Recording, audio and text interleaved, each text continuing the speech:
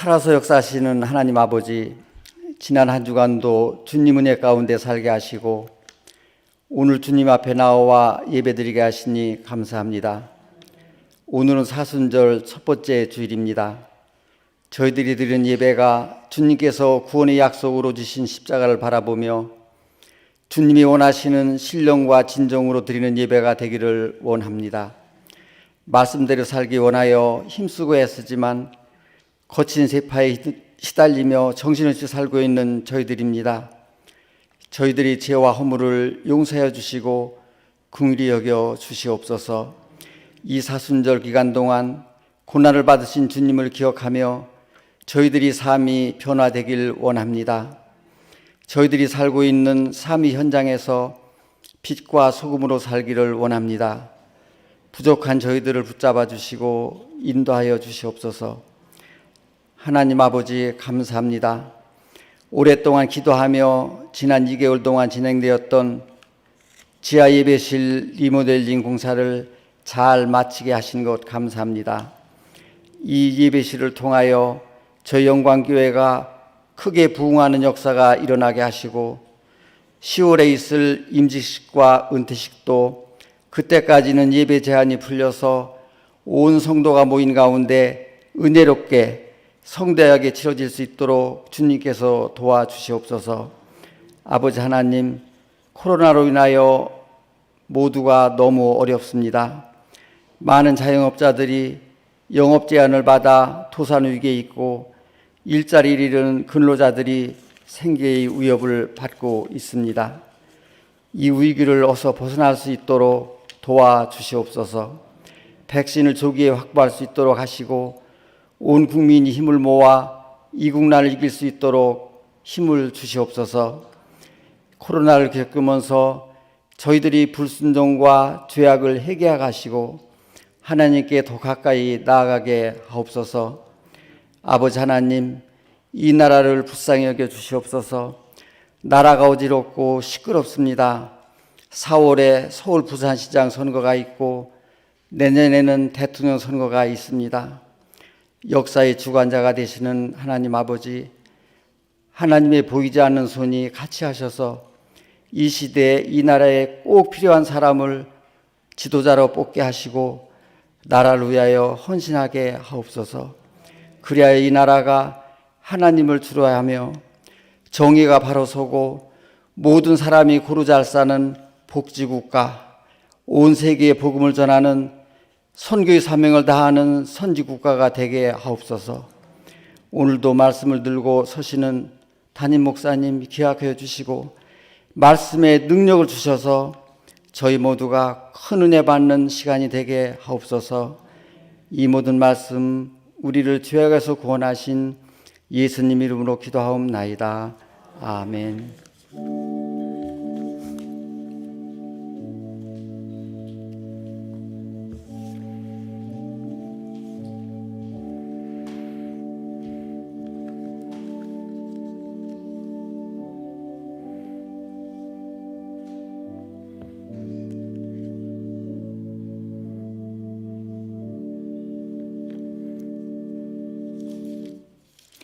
성경 본문을 찾기 전에 오늘 말씀을 준비하게 된 그 과정을 조금 설명을 드리겠습니다.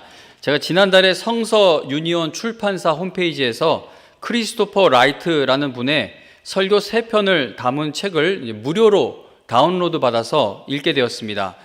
그 성서 유니온 출판사는 코로나19로 인해 힘들고 지친 한국 교회와 성도들에게 작은 힘과 위로가 되었으면 하는 마음에 어둠 속에서 우리 자신을 찾기라는 제목의 설교집을 무료로 배포하고 있습니다. 그래서 그 책의 설교 말씀을 제가 읽고 또 크게 은혜가 되어서 오늘 이 시간 여러분들께도 그 말씀을 전해드리려고 합니다. 지난 9월에 예레미야 29장을 본문으로 설교 말씀을 한번 이미 증거했었지만 다시 한 번 더 같은 본문을 살펴보며 말씀의 은혜를 나누겠습니다. 함께 은혜 받으실 하나님의 말씀은 예레미야 29장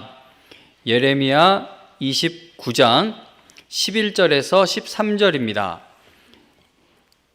예레미야서 29장 구약성경 1096페이지 구약성경 1096페이지 예레미야서 29장 11절에서 13절 하나님의 말씀 읽어드립니다. 여호와의 말씀이니라. 너희를 향한 나의 생각을 내가 하나니 평안이요 재앙이 아니니라. 너희에게 미래와 희망을 주는 것이니라. 너희가 내게 부르짖으며 내게 와서 기도하면 내가 너희들의 기도를 들을 것이요 너희가 온 마음으로 나를 구하면 나를 찾을 것이요 나를 만나리라. 아멘. 오늘 이 시간에는 희망 없는 곳에서 받은 사명, 희망 없는 곳에서 받은 사명이라는 제목으로 하나님의 말씀 증거하겠습니다. 코로나 바이러스 때문에 온 세상 사람들이 정말 많은 어려움을 겪고 있습니다. 그리고 그리스도인들은 예수님을 믿지 않는 사람들보다 한 가지 더 큰 어려움을 겪고 있습니다. 그것은 바로 이전처럼 예배를 드릴 수 없게 된 것입니다. 온라인 예배를 통해서 큰 은혜를 받을 수가 있고 온라인 모임을 통해 성도가 교제하는 것이 가능합니다. 그러나 온라인 예배가 교회에 모여서 드리는 예배를 완전히 대체할 수는 없습니다. 합동신학대학원 대학교의 이승구 교수님이 현재의 상황에 대해 이렇게 설명합니다. 지난번에 한번 말씀드린 적이 있는데 한 번 더 그분의 말씀을 읽어드립니다. 하나님 앞에 예배할 때는 온 회중이 같이 모여서 예배하는 것이 정상적인 것입니다.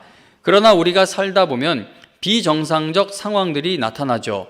비정상적 상황에서는 우리가 비정상적 방법으로 예배를 할 수 있습니다. 그 중에 하나가 온라인 예배인 것이죠. 온라인 예배는 비정상적 상황 가운데서 하나님 앞에 예배하는 것의 한 양상이다라고 하는 것을 우리가 생각해야 할 것입니다. 이분이 말씀하는 것은 온라인 예배는 틀린 게 아니라는 거예요. 지금 상황에서는 이렇게라도 예배를 드려야 한다는 겁니다. 그러나 그것이 정상적인 방법으로 우리가 익숙해지는 것이 아니라 다시 예배의 온전한 모습인 교회에 모여드리는 예배가 회복되기를 바라는 그 마음을 잃지 말아야 한다라는 것이 이 교수님의 주장입니다. 저는 매 주일마다 이 소수의 성도만 모이고 있는 예배당을 보면서 하나님의 자녀들이 다시 이전처럼 함께 찬양을 하고 함께 소리 높여 기도를 하며 하나님을 함께 예배하며 함께 선교지도 방문할 수 있게 되는 날이 속히 올 수 있기를 간절히 소망하게 됩니다. 아이 넷이 있어요. 저에게 어린 아이 넷이 있는데 제가 그 아이들이 예배당에 모여 예배하고 예배 시간에 함께 기도하다 성령을 체험하고 목소리를 높여 하나님을 찬양할 수 있게 되는 날이 꼭 오게 해달라고 기도를 하고 있습니다. 성도님 여러분, 교회들이 다시는 이전의 모습으로 예배 드릴 수 없게 되는 것을 상상해 보신 적이 있으십니까? 계속 이렇게 예배를 드려야 돼요.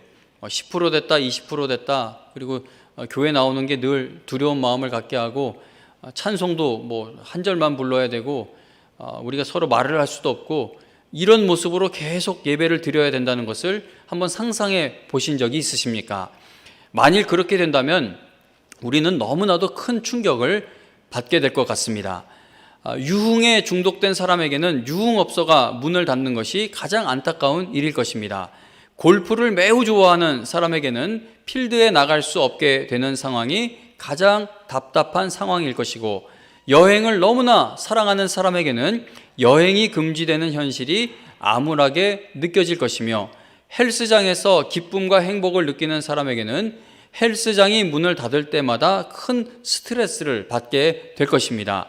주일날 하나님의 백성이 함께 교회에 모여 하나님을 예배하며 함께 소리 높여 찬양하고 기도하는 것에 그 큰 기쁨과 감격을 알고 있는 성도에게는 예배를 이전처럼 드릴 수 없게 된 것이 답답하게 느껴질 수밖에 없을 것입니다. 케냐에 있는 윤혜벤 선교사님하고 얘기를 나눠보았는데 거기는 실내 예배는 금지되어 있고 바깥에서 드리는 예배는 허락이 되었다고 합니다. 그런데 밖에서 드리는 예배도 거리 두기를 해야 하기 때문에 성도님들이 모두 다 예배에 참여할 수는 없다고 합니다. 그래서 딱 한정된 인원만 허락을 하고 오지 말라고 오면 안 된다고 하는데도 성도님들이 어떻게 해서든 예배에 들어오려고 온갖 노력을 다 한다고 합니다. 예배의 기쁨을 알고 예배 시간에 하나님의 임재를 체험한 사람에게는 예배를 드릴 수 없게 된 것만큼 답답한 일도 없는 것이죠. 만일 앞으로 비대면 예배만 허용이 된다고 한다면 그건 정말 상상하기도 힘들 정도로 끔찍한 일일 것입니다. 구약시대의 이스라엘 백성에게는 이전처럼 하나님을 예배할 수 없게 되는 끔찍한 일이 실제로 일어났습니다. 그들이 하나님을 이전처럼 예배할 수 없게 되는 그 충격적인 사건은 그리스도께서 세상에 오시기 약 600년 전에 일어났던 일입니다. 조그마한 유다 왕국이 거대하고 강력한 바벨론 제국에 맞서 반역을 일으켰습니다. 바벨론 제국의 느부갓네살 왕은 예루살렘을 18개월 동안 포위하게 됩니다.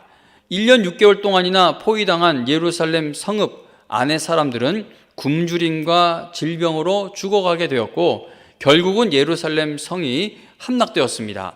예루살렘에 들이닥친 바벨론 군대는 그 무시무시한 살육과 파괴를 자행했고 또 여자들은 몹쓸짓을 당하게 되었습니다. 바벨론 군대는 성전을 약탈하고 파괴했으며 온 도시에 불을 질러버렸습니다. 그리고 이들은 유다 백성 수천 명을 사로잡아 바벨론으로 끌고 갔습니다. 하나님을 예배하던 장소인 예루살렘 성읍이 다 파괴가 되었고 부정한 이방인의 땅에 포로로 끌려가게 된 이스라엘 백성은 깊은 절망에 빠지게 됩니다. 그들은 세상이 절대 예전으로 돌아갈 수 없을 것으로 생각을 하며 매우 낙심했습니다. 그들은 하나님께서 약속하여서 주신 땅, 하나님이 임재하시는 그 땅에서 쫓겨나게 된 겁니다. 믿음의 선조들이 살아계신 하나님을 예배하고 섬기던 그 약속의 땅에서 쫓겨난 백성들은 크게 절망을 하게 됩니다. 그런데 이러한 상황에서 하나님께서는 한 예언자를 통해 말씀하셨는데 그 예언자가 바로 예레미야입니다. 예레미야는 예루살렘이 바벨론 군대에 포위되었을 때 그 안에서 이스라엘 백성과 함께 버티다가 예루살렘의 멸망을 함께 겪었던 인물입니다. 하나님께서는 절망의 시간을 함께 경험하고 있는 예레미야를 통해 바벨론에 포로로 끌려간 유다 백성들에게 편지 한 통을 보내셨습니다. 그 편지가 바로 예레미야 29장의 말씀입니다. 예레미야가 이스라엘 백성에게 보낸 편지에 보면은 하나님께서는 새로운 시각, 새로운 도전, 새로운 희망을 말씀하고 계십니다. 희망이 전혀 없는 곳에 끌려간 백성들에게 하나님께서 말씀하신 이 세 가지를 차례로 한번 살펴보도록 하겠습니다. 첫째, 현재 상황을 하나님의 주권이라는 시각으로 보라고 하나님께서 말씀하십니다. 예레미야 29장 1절을 보시겠습니다. 예레미야 29장 1절을 보시면 이렇게 말씀합니다. 읽어드립니다. 선지자 예레미야가 예루살렘에서 이 같은 편지를 느부갓네살이 예루살렘에서 바벨론으로 끌고 간 포로 중 남아있는 장로들과 제사장들과 선지자들과 모든 백성에게 보냈다라고 말씀합니다. 자, 지금 읽은 이 1절 말씀해 보시면 이스라엘 백성을 바벨론의 포로로 끌고 간 것이 누구라고 말씀합니까? 느부갓네살 왕이 이스라엘 백성을 포로로 끌고 갔다라고 말씀하고 있습니다. 자, 그런데 4절을 보시기 바랍니다. 4절에서는 이렇게 말씀합니다. 만군의 여호와 이스라엘의 하나님께서 예루살렘에서 바벨론으로 사로잡혀 가게 한 모든 포로에게 이와 같이 말씀하시니라. 아멘. 자, 지금 읽은 4절에 보면 4절에서는 누가 이스라엘 백성을 바벨론에 포로로 끌려가게 했다라고 말씀하고 있습니까?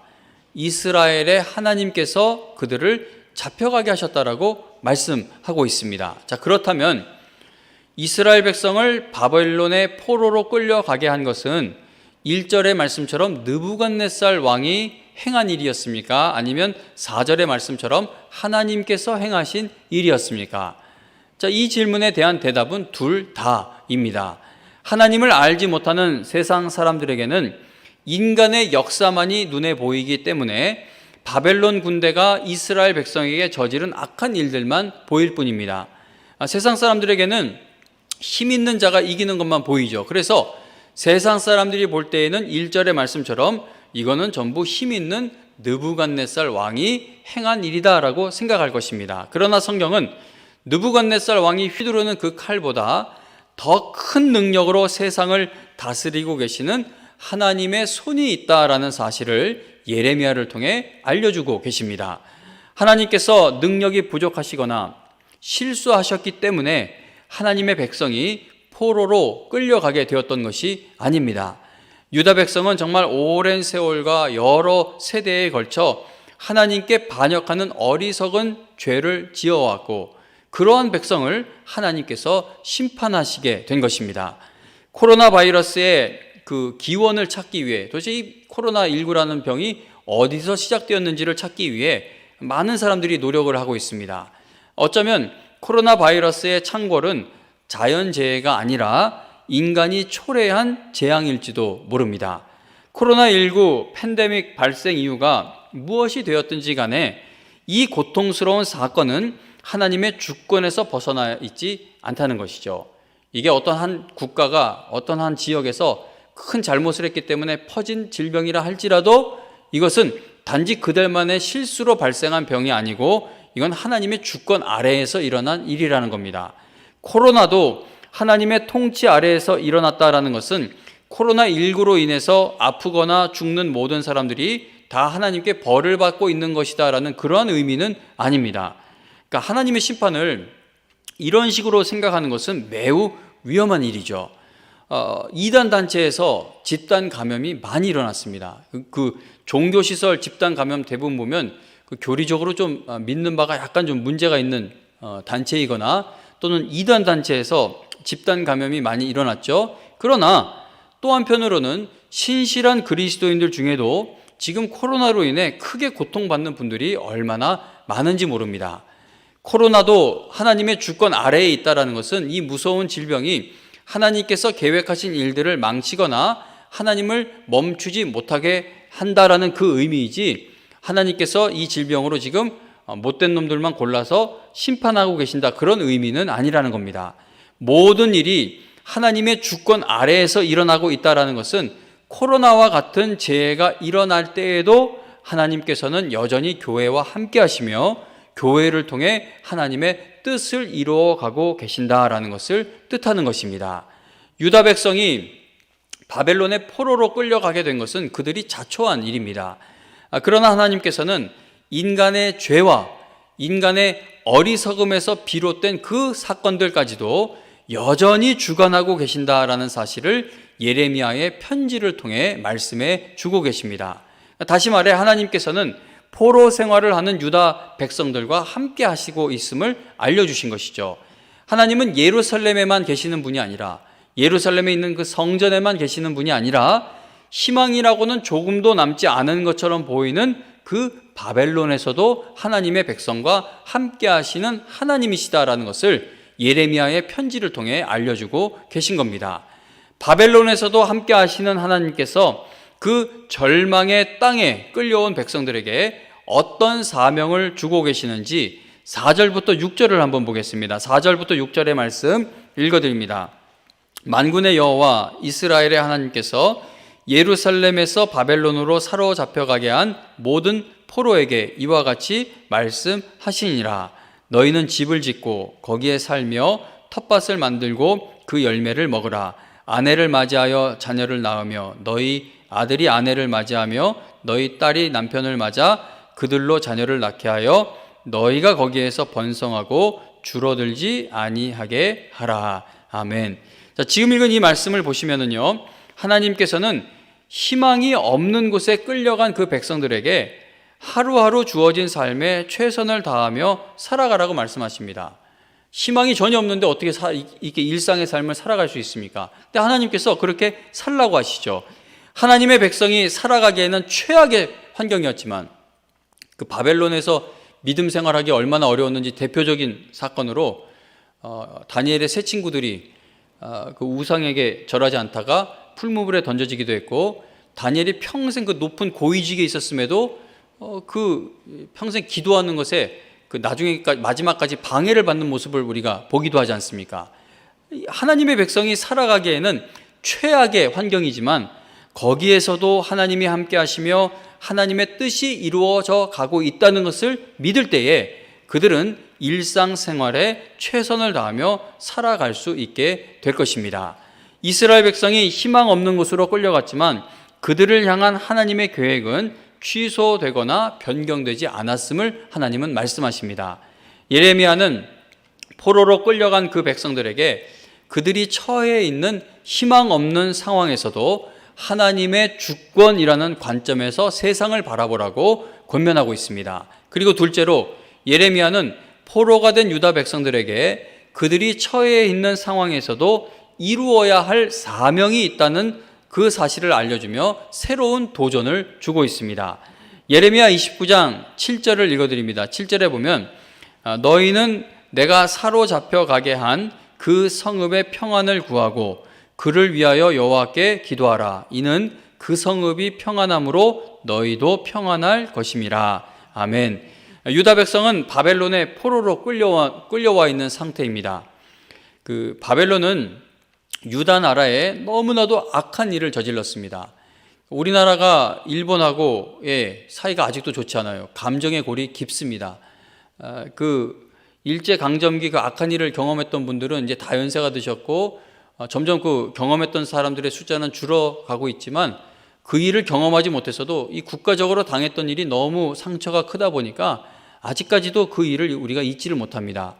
바벨론이 유다 나라에 행한 짓은 너무나도 악했습니다. 그러나 방금 읽은 말씀을 보시면 하나님께서는 그 성읍의 평안을 구하라고 말씀하고 계십니다. 시편에 보면은 바벨론의 포로로 끌려갔던 백성들의 마음을 표현하는 시들이 있는데 예를 들어 시편 137편에 보면은 시편 기자가 이렇게 노래를 합니다. 우리말 성경 번역으로 시편 137편의 한 부분을 읽어드리겠습니다.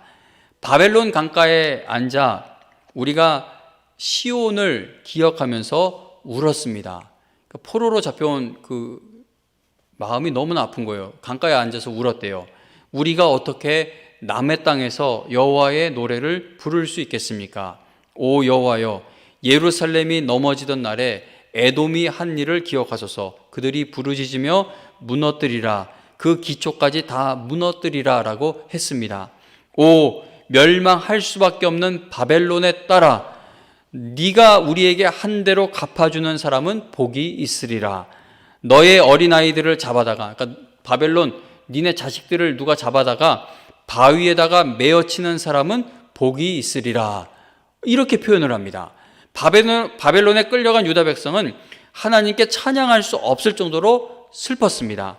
그들은 바벨론이 예루살렘을 멸망시킬 때 저질렀던 그 잔인한 일들을 모두 기억을 하며 바벨론 사람들의 어린 아이들도 그렇게 똑같은 일을 당하게 되기를 바라고 있을 만큼 바벨론에 대한 멸망과 복수심이 가득했습니다.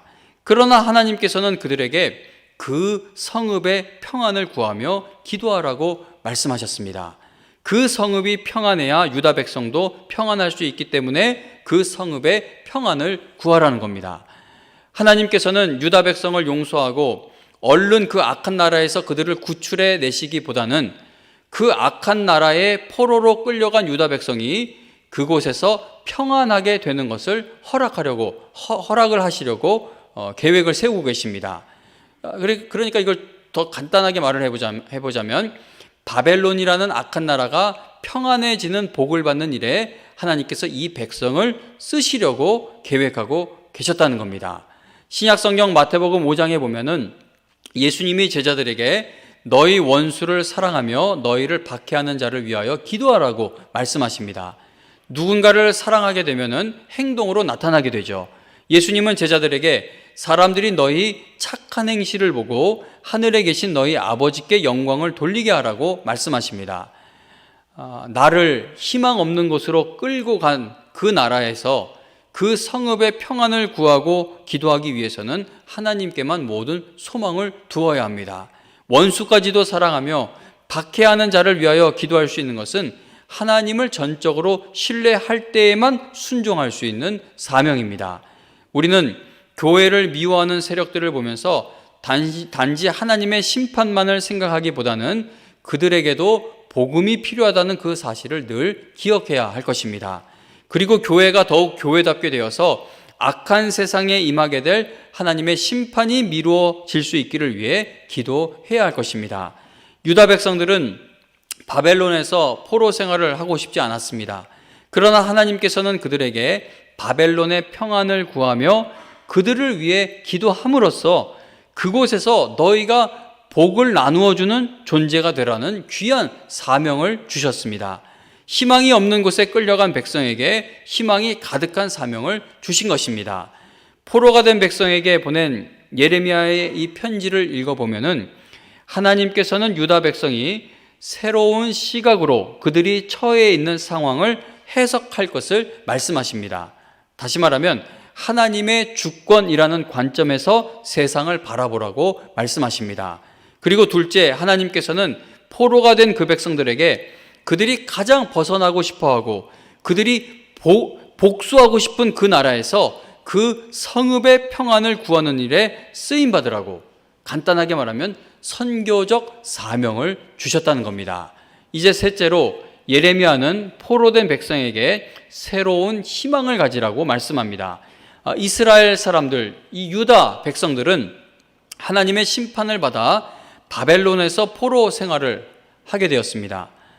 많은 예언자들이 오랜 세월에 걸쳐 하나님의 심판이 온다고 그렇게 경고하고 경고했지만 그들은 선지자들의 경고를 다 무시했습니다. 결국 그들은 불순종의 결과로 인해 포로로 끌려가는 참혹한 일을 당하게 된 겁니다.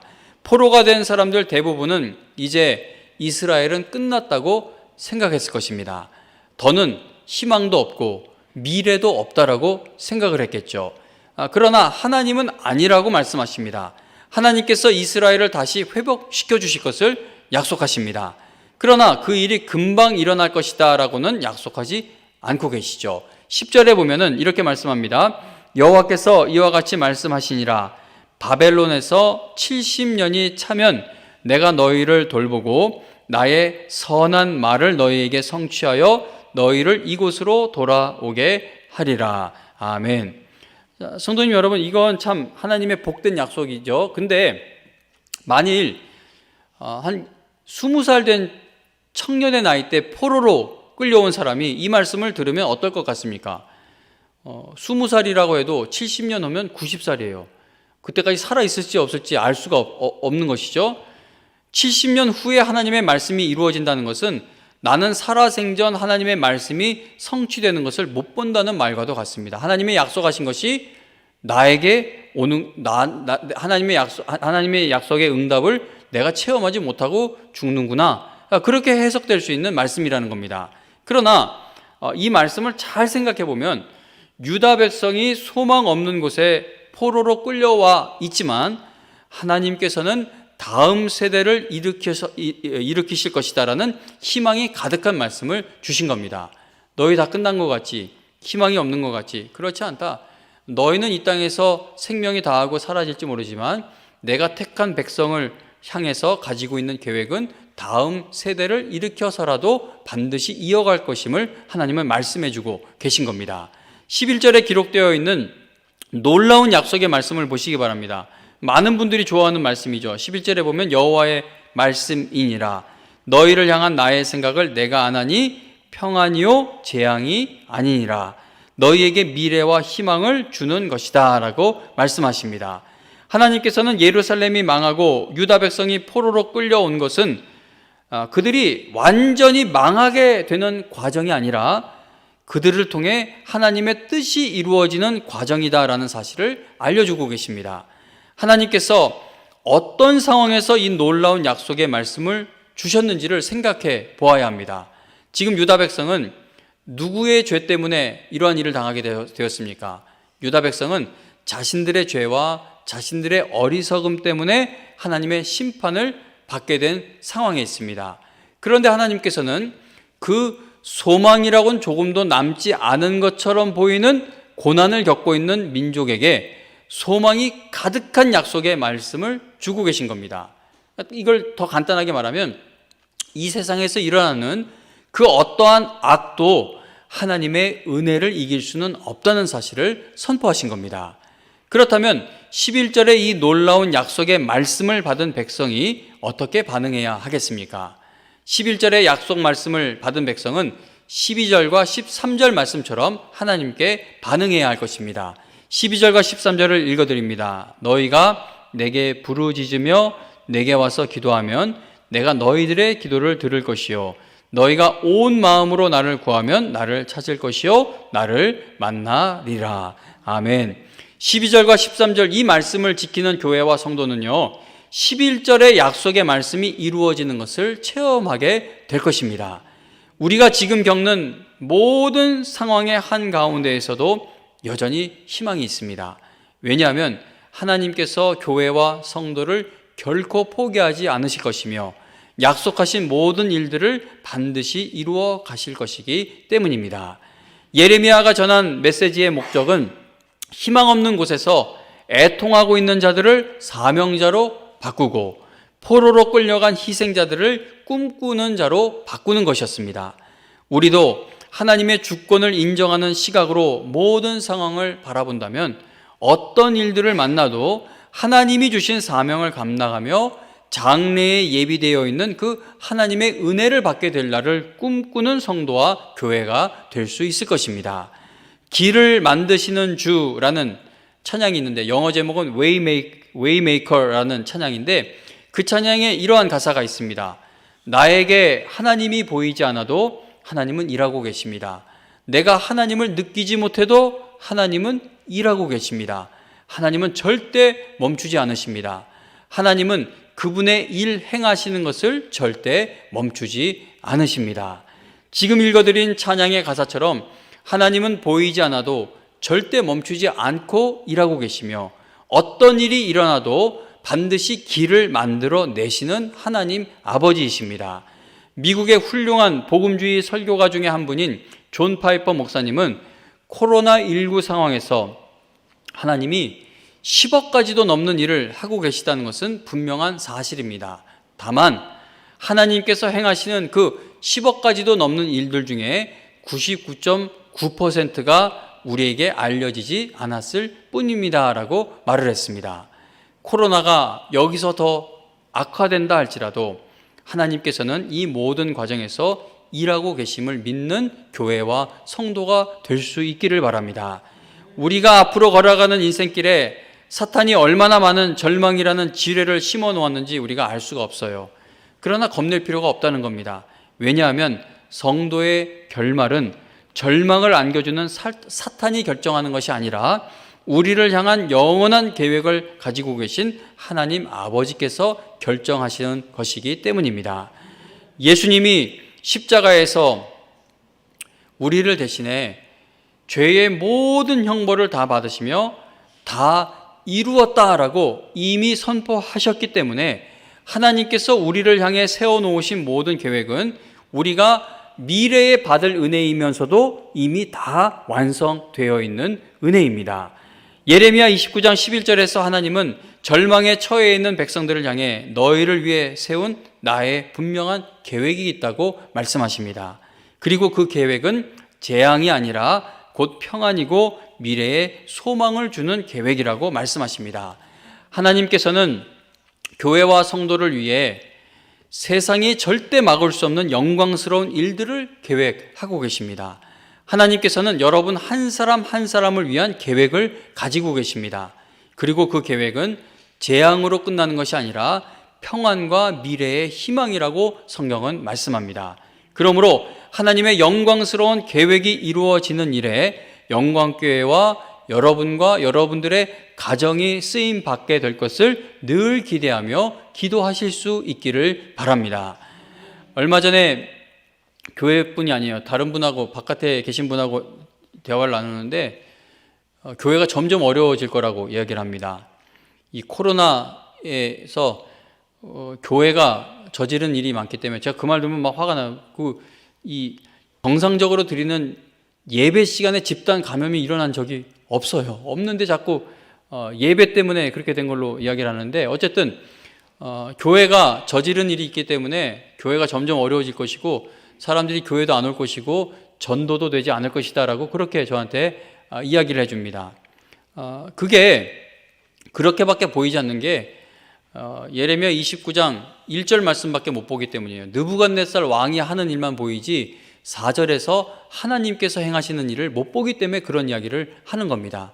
성도님 여러분, 세상이 1절에 느부갓네살 왕만 휘두르는 힘만 있는 것 같지만 그렇지 않아요. 우리가 하나님의 주권의 그 시각을 두고 세상을 바라보면 4절의 말씀이 보인다는 거예요. 이 일은 하나님의 통치 아래서 일어나고 있는 일이기 때문에 하나님께서 교회와 성도를 향해 가지고 계신 그 계획이 반드시 이루어지게 될 것이다. 그게 우리가 가져야 할 믿음이고 소망인 겁니다. 어떤 일을 당해도 하나님의 주권이라는 시각으로 상황을 바라보실 수 있기를 바랍니다. 전도가 안 된다고요? 그렇지 않습니다. 우리가 기도하지 않는 것이 문제이지 영혼을 구원하는 것은 하나님이 역사하시는 거기 때문에 아무리 최악의 상황이라도 이 교회가 망하려면요, 이 말씀이 망해야 돼요. 이 말씀이 거짓이 되어야 되고 이 말씀을 주신 하나님이 죽어야 교회가 망하는 건데, 우리 주 예수 그리스도께서 이 땅에 다시 오실 때까지 이 말씀은 영원합니다. 결코 폐할 수 없는 말씀이에요. 성도님 여러분, 그러므로 너무 위축되지 마시고 다시 한 번 더 힘을 내어 올해는 꼭 전도하겠다라는 그 마음을 갖고 태신자를 품고 지금부터 기도를 시작해 보시기 바랍니다. 영혼을 구원하는 것은 하나님께 달려 있는 일이죠. 희망이 없는 곳에서도 하나님께서 나에게 맡기신 사명이 있다는 것을 깨닫게 되시길 바랍니다. 하나님의 주권이라는 시각을 가지고 상황을 바라보실 수 있길 바랍니다. 앞날이 아무리 캄캄해도 하나님께서 약속하신 일이 이루어질 것을 기대하시며 하나님께 부르짖어 기도하실 수 있기를 바랍니다. 교회와 성도를 향한 하나님의 놀라운 계획이 이루어져 가는 일에 끝까지 충성되게 쓰임받는 여러분과 제가 될 수 있기를 주님의 이름으로 축원합니다. 찬송가